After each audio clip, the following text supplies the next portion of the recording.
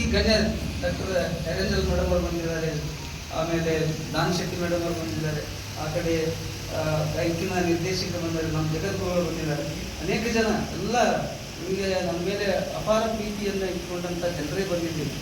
ಆದರೆ ಒಂದು ಮಾತನ್ನ ನಮ್ಮ ಪತ್ನಿಯ ಗೆಳತಿಯರು ಬಂದಿದ್ದಾರೆ, ತಿರ್ಕಣ್ಣವರು, ಪಾಟೀಲ್, ಯಾರಂದ್ರೆ ಬಿಂಗನಗೌಡರು, ಪತ್ನಿಯವರು, ಎಲ್ಲರೂ ಅಪಾರವಾದ ಪ್ರೀತಿಯನ್ನು ಇಟ್ಕೊಂಡಿವಿ.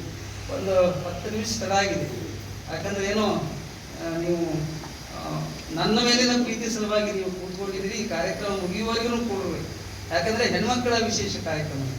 ಇಲ್ಲಿವರೆಗೆ ಪುರುಷರ ಕಾರ್ಯಕ್ರಮವನ್ನ ಹೆಣ್ಮಕ್ಳು ನೋಡ್ತಾ ಇದ್ರು. ಇವತ್ತು ಹೆಣ್ಣು ಮಕ್ಕಳ ಮಾತುಗಳನ್ನ ನೀವು ಪುರುಷರಿಗೆ ಕೇಳಬೇಕು ಮತ್ತು ಸ್ತ್ರೀಯರು ಕೂತ್ಕೊಳ್ಬೇಕು. ವಿಶಿಷ್ಟ ಕಾರ್ಯಕ್ರಮ. ನಾನು ಅದನ್ನೇ ಈ ಕಾರ್ಯಕ್ರಮದ ಒಂದು ವೈಶಿಷ್ಟ್ಯ ಏನು ಅಂತಂದ್ರೆ ಮಹಿಳೆಯರೇ. ನಾನು ಅಜ್ಜರಿಗೆ ಹೇಳಿದೆ, ಅಜ್ಜರ ಬರೀ ಮಹಿಳೆಯರನ್ನು ಕರೆದು ಬಿಟ್ಟಿದ್ದು ಈ ಸಲ. ಅವ್ರು ಒಂದು ಮಾತನ್ನು ಹೇಳಿದ ನನಗೆ, ನಾನು ಹೆಣ್ಮಗಳಾಗ್ಬಿಟ್ರು ಅಜ್ಜ.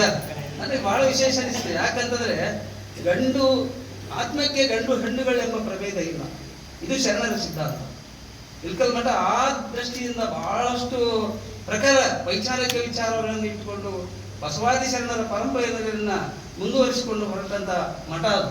ಹೀಗಾಗಿ ನಾನು ಬಹುತೇಕ ಕೆಲವು ಬಸವ ಪರಂಪರೆಯನ್ನ ಮುಂದುವರಿಸಿಕೊಂಡು ಹೋಗ್ತಕ್ಕಂಥ ಮಠಗಳಲ್ಲಿ ಕೇವಲ ಒಂದಿಷ್ಟು ಮಠಗಳಲ್ಲಿ ಪ್ರಮುಖ ಮಠ ಅಂತಂದ್ರೆ ಅದು ಇಲ್ಕಲ್ ಮಠ ಅಂತ ನಾನು ಭಾವಿಸಿಕೊಂಡಿದ್ದೀನಿ.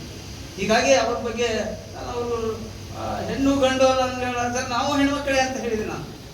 ಯಾಕಂದ್ರೆ ಪ್ರತಿ ಪುರುಷನ ಒಳಗೆ ಒಬ್ಬ ಸ್ತ್ರೀ ಇರ್ತಾ ಇದ್ದಾರೆ. ಆದರೆ ಸ್ತ್ರೀಯರಿಗೆ ಅದು ಗೊತ್ತಾಗುವುದಿಲ್ಲ. ನಾವು ಯಾವಾಗ ಅಳ್ತೀವೋ, ಯಾವಾಗ ನಗ್ತೀವೋ, ಯಾವಾಗ ಕಷ್ಟಗಳನ್ನು ಪಡ್ತೀವೋ ನಿಮಗೆ ಗೊತ್ತಾಗೋದಿಲ್ಲ. ಆದರೆ ಪ್ರತಿ ಪುರುಷನಿಗೂ ಕರಳಿರ್ತಾ ಇದೆ, ಕಣ್ಣಿರ್ತಾ ಇದೆ. ಇದು ನನ್ನ ನಂಬಿಕೆ ಇದೆ. ಹೀಗಾಗಿ ಈ ಕಾರ್ಯಕ್ರಮ ಬಹಳ ಮುಖ್ಯವಾಗಿ ನನಗೆ ಅನಿಸಿದ್ದು ಏನು ಅಂತಂದ್ರೆ, ಪ್ರತಿ ಪುರುಷನಲ್ಲೂ ಹೆಣ್ಣಿರುವುದರ ಜೊತೆ ಕಾವ್ಯ ಹುಟ್ಟುವುದೇ ಇಂಥ ಆಲೋಚನೆಗಳಿಂದ. ಕಾವ್ಯ ಹಾಗೆ ಹುಟ್ಟುತ್ತಾ ಇದೆ ಅಂತಂದ್ರೆ ಸಂಕಷ್ಟದಿಂದ, ಸಂಕಟದಿಂದ, ಅವಮಾನದಿಂದ, ಆಮೇಲೆ ಹಸಿವೆಯಿಂದ, ಬಡತನದಿಂದ ಯಾವ ಕಾವ್ಯ ಕಷ್ಟ ಮತ್ತು ಸಂಕಷ್ಟದಿಂದ ಹುಟ್ಟುತ್ತಾ ಇದೆಯೋ, ಯಾವ ಕಾವ್ಯ ಪ್ರೀತಿಯಿಂದ ಹುಟ್ಟುತ್ತಾ ಇದೆಯೋ ಅಂತ ಕಾವ್ಯ ನಿರಂತರವಾಗಿ ನಮ್ಮನ್ನು ಕಾಡ್ತಾ ಇದೆ. ಯಾಕಂದ್ರೆ ಮುಖ್ಯವಾಗಿ ಹಸಿವಿಗೆ ಜಾತಿ ಧರ್ಮಗಳಿಲ್ಲ. ಹಸಿವಿಗೆ ಯಾವ ಜಾತಿ ಹೇಳಿ? ಎಲ್ಲರಿಗೂ ಹೊಟ್ಟೆ ಹಸಿದಾಗ ನಾವು ಶ್ರೀಮಂತರು ಹೊಟ್ಟೆಸದ ಅಥವಾ ಮೇಲ್ವರ್ಗದವರು ಹೊಟ್ಟೆಸದ, ನಾನು ಪುರುಷ, ನಾನು ಸ್ತ್ರೀ ಅಥವಾ ವರ್ಣಗಳನ್ನು ಬಿಟ್ಟುಕೊಟ್ಟು ನಾವು ಹೊಟ್ಟೆಯನ್ನು ನೋಡಿಬಿಟ್ಟಿವಿ ಅಂದ್ರೆ ಹಸಿವಿಗೆ ಯಾವುದೇ ಜಾತಿ ಇಲ್ಲ, ಧರ್ಮ ಇಲ್ಲ, ವರ್ಗ ಇಲ್ಲ, ಜಾತಿ ಇಲ್ಲ, ಲಿಂಗ ಇಲ್ಲ. ಹಸಿವೆ. ಹುಟ್ಟಿದ ಪ್ರತಿಯೊಂದು ಜೀವಿಗೂ ಕೂಡ ಹಸಿವಿದೆ. ಅಂತ ಹಸಿವಿನ ಮುಖಾಂತರ ನನ್ನ ಕಾವ್ಯ ಹುಟ್ಟಿಕೊಂಡಿದೆ ಅನ್ನೋದೇ ನನಗೆ ಬಹಳ ಖುಷಿ ಅಂತ. ಹೀಗಾಗಿ ಮುಖ್ಯವಾಗಿ ಕಾವ್ಯಕ್ಕೂ ಕೂಡ ಹಸಿವಿರಬೇಕು. ಇವೆಲ್ಲ ಜಾತಿ, ಮತ, ಧರ್ಮ, ಪಂಥ, ಪಂಗಡಗಳೆಲ್ಲ ಕಾವ್ಯಕ್ಕೂ ಇರಬಾರ್ದು, ಕವಿಗಳಿಗೂ ಇರಬಾರ್ದು. ಇವತ್ತು ಏನಾಗಿದೆ ಅಂತಂದ್ರೆ ಇಡೀ ನಮ್ಮ ನಾಡಷ್ಟೇ ಇಡೀ ದೇಶವನ್ನು ಕಾಡ್ತಕ್ಕಂಥ ಒಂದು ದೊಡ್ಡ ದುರಂತ ಏನು ಅಂತಂದ್ರೆ ಎಲ್ಲ ಕ್ಷೇತ್ರಗಳಲ್ಲಿ ಜಾತಿ, ಎಲ್ಲ ಕ್ಷೇತ್ರಗಳಲ್ಲಿ, ಕೆಲವೊಂದು ಕ್ಷೇತ್ರಗಳಲ್ಲಿ ಧರ್ಮದ ಆಚೆ ಏನಿದೆ, ಜಾತಿಯ ಆಚೆ ಏನಿದೆ. ಅದನ್ನು ಬಹಳ ಸಂದರ್ಭದಲ್ಲಿ ಪ್ರಶ್ನೆ ಮಾಡ್ತಾ ಇದ್ದೀವಿ. ಸೂರ್ಯನ ಆಚೆಗೆ ಏನಿದೆ, ಸಾವಿರ ಆಚೆಗೆ ಏನಿದೆ ಅಂತ. ಅದಕ್ಕೆ ಉತ್ತರ ನಾವು ಹುಡುಕಬೇಕಾಗಿದೆ. ಆದರೆ ಇವತ್ತೇನಾಗಿದೆ, ಪ್ರತಿಯೊಂದು ಸಂದರ್ಭದಲ್ಲಿ ನಾವು ಜಾತಿ ಧರ್ಮಗಳನ್ನು ಇಟ್ಕೊಂಡು ಸಾಮರಸ್ಯದ ಬದುಕನ್ನ ಯಾಕೆ ಕೆಡಿಸ್ಕೊಳ್ತಾ ಇದ್ದೀವಿ ಅಂದರೆ ಸರ್ಪಂಚ ಬಹಳ ಸಲ ಅವರ ಹತ್ರಕ್ಕೆ ಅದನ್ನೇ ಪ್ರಶ್ನೆ ಮಾಡ್ತಾ ಇದ್ದೀನಿ. ನಾನು ಬಿಟ್ಟೆ ಅವ್ರನ್ನ ಏನು ಅಂತಂದ್ರೆ ನನ್ನ ಎದುರಿಗೆ ಇವತ್ತು 35 ವರ್ಷಗಳ ಕಾಲಘಟ್ಟದಲ್ಲಿ 2 ಸಲ ಅವರು ವೇದಿಕೆಯ ಕೆಳಗೆ ಕೂತ್ಕೊಂಡಿದ್ರು. 2 ಸಲ. ಒಂದು 1994 ಅವಾಗ ಜಿ.ಎನ್. ಪಾಟೀಲ್ಗೆ ಪುಸ್ತಕ ರಚಿಸಿದ್ರು.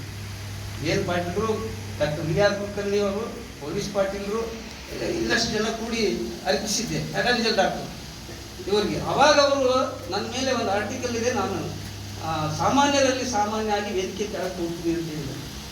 ಇವತ್ತು ಕೂಡ ಇದು ಹೆಣ್ಮಕ್ಳ ಕಾರ್ಯಕ್ರಮ, ನಾನು ವೇದಿಕೆ ಮೇಲೆ ಕೂಡುವುದಿಲ್ಲ ಅಂತ ತಿಳ್ಕೊಂಡ್ರು. ಬಹುತೇಕ ರಾಜಕಾರಣಿಗಳು ವೇದಿಕೆ ಕೆಳಗೆ ಕೂಡುವುದೇ ಅಪರೂಪ. ವೇದಿಕೆಯ ಕೆಳಗೆ ಕೂತ್ಕೊಂಡು ವೇದಿಕೆಯ ಮೇಲಿನ ಮಾತುಗಳನ್ನೇ ಕೇಳುವುದಿಲ್ಲ. ವೇದಿಕೆ ಮೇಲೆ ಕರೆದ್ರೆ ಎಲ್ಲಿ ಕೂಡಬೇಕು ಅಂತ ತಿಳ್ಕೊಂಡು ಕುರ್ಚಿ ಕಿತ್ತಾಟ. ಹೀಗಾಗಿ ಅಂತ ಸಂದರ್ಭದಲ್ಲಿ ನನಗೆ ವಿಶೇಷವಾಗಿ, ನಿಮಗನಿಸ್ತಾ ಇದೆ ಇವತ್ತು ಗೊತ್ತಿಲ್ಲ ನನಗೆ, ಅದು ನನಗೆ ಮಾತ್ರ ವಿಶೇಷವಾಗಿ ಸಾಮಾನ್ಯರೊಳಗೊಬ್ಬ ಸಾಮಾನ್ಯರಾಗಿ ಎಸ್.ಆರ್. ಪಾಟೀಲರು ಮತ್ತು ನನ್ನ ಗುರುಗಳಾದಂಥ ಡಿ.ಕೆ. ಹಿರೇಮಠರು ಕೆಳಗೆ ವೇದಿಕೆ ಕೆಳಗೆ ಕೂತ್ಕೊಂಡಿದ್ದು ನನಗೆ ಭಯಂಕರ ಖುಷಿ ತಂದಿದೆ, ನಿಮಗೂ ತಂದಿದೆ ಅಂತ ನಾನು ಭಾವಿಸ್ಕೊಂಡಿದ್ದೀನಿ.